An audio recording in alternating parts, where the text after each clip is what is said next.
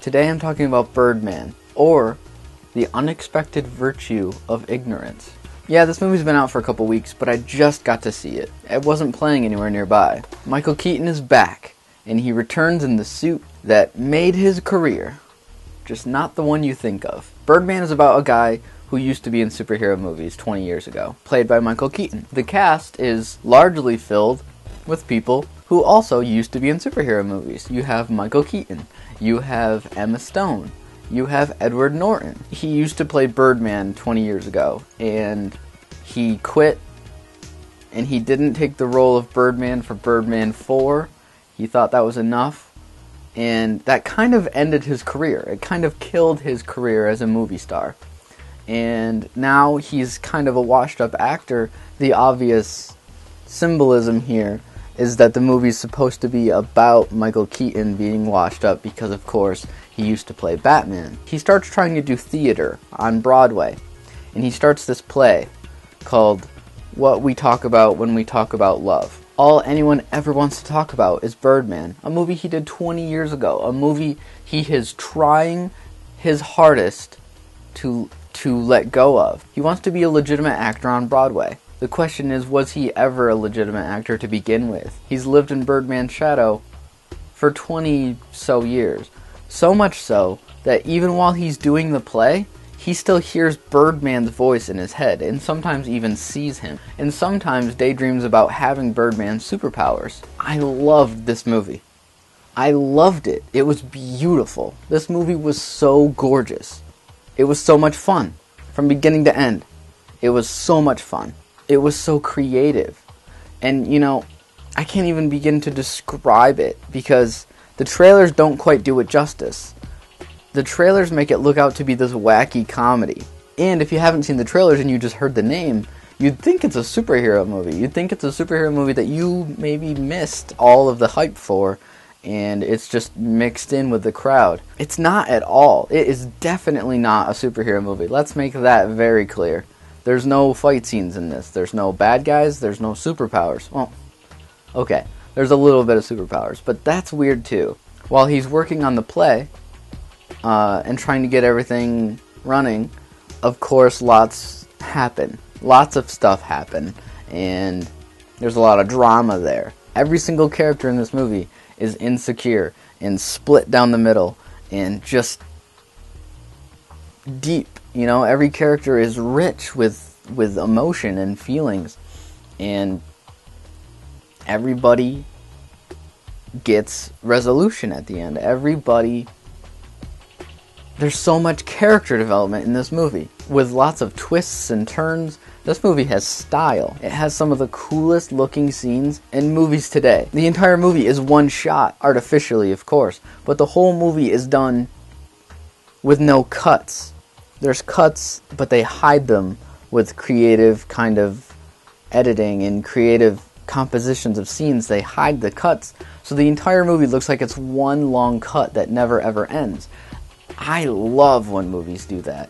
I love when movies do that, and it makes me tense when it happens, because I can only imagine on set one person not saying the line right, one person mumbling a line, one person tripping, and you have to start the whole scene over again. The fact that you can do a whole scene with no cuts is amazing. The fact that you can do a whole movie with no cuts is unbelievable. And a lot of film nerds like to talk about one cuts, but a lot of regular moviegoers don't quite seem to notice stuff like that. It's incredible. It's incredible. Birdman is a great movie and a fun ride if you know what you're getting into. The entire soundtrack is just drums.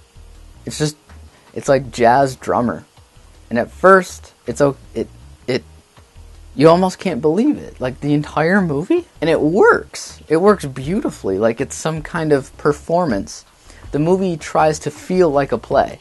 Sometimes cameras are at weird angles. Sometimes there's really dramatic scenes. The angles on these actors are just the worst. They're just the worst angles, which is great because it shows that these are real people.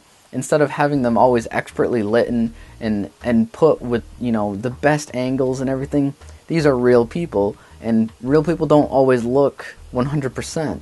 Emma Stone, and at certain angles in this movie, She barely even looks like Emma Stone. Michael Keaton, he's looking old. It's about a guy fighting to stay relevant. It's about a guy trying to still feel important after Hollywood has chewed him up and spit him out. It's a movie about a guy getting old and wanting to still feel like his life is well spent. There's a couple lines in this that are fantastic, with quick jabs to big franchises like the Avengers and Transformers. Damn it, everyone's in capes these days. There's this one really amazing scene. Michael Keaton's character vents at this critic. She says she's going to write a bad review about his play, even though she hasn't seen it. She already knows she's going to write a bad review because she doesn't like him. She doesn't like the idea of him being on stage. She thinks he's this big fraud that was just in a couple movies, and now he thinks he can stomp all over their side of the woods, and like, she does not appreciate that. She doesn't like that. He thinks he's a child. She thinks he's a fraud, and you know, that's part of the movie. That's part of the inner psychology of Michael Keaton's character, is that he is starting to doubt himself too. He's starting to think that maybe he is a fraud, and this play is very important to him. So when she says that, he completely snaps. He just goes nuts. He reads up her whole paper, he just rips it up. He's like, there's nothing in here about form, there's nothing in here about construction of a scene. It's just big words trying to impress people. And like, it's such a cutting jab at critics and how people are so ready to judge movies without really trying to understand them. It's just like, oh, well, that's dumb. Oh, well, that didn't work. And it's like, so many people work on movies. So many people work on plays. They work their asses off all day long. And just for someone to go, nope, and they don't understand all the blood, sweat, and tears that went into some of these productions. I never try to be like that. I don't want to be that person that judges a movie before they see it. It was really powerful. It was a really powerful scene. There's some pacing issues near the last third of the movie. It seems to want to end, but the editor just won't let it. The last time I remember a movie like this was Return of the King, Lord of the Rings 3, where it refused to end. It just kept on going. And like, it would fade to black, and then it would come back, and then it would fade to black, and then it would come back. And like, it did that like 4 times, and the whole time you're almost out of your chair, and then, oh, okay, the movie's still on, and then, oh, nope, oh, nope. And it would keep doing that. That's a minor nitpick, and that's the only nitpick in the whole movie that I have. With beautiful camera work, amazing actors, and a very interesting soundtrack. Birdman was an experience I won't be forgetting anytime soon. I loved every minute of Birdman, every single minute. Keaton was my favorite Batman all those years ago, and now he's the one and only Birdman. I give Birdman 2 thumbs up, and if you get the chance, fly to your nearest theater and see it, if it's playing nearby. I highly recommend it. I'm Mr. Wright.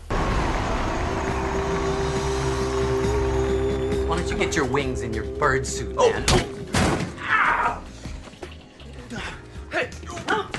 Try to fake me! No! Ow! I'm gonna grab up on your ass and choke you out! I'm gonna choke you out!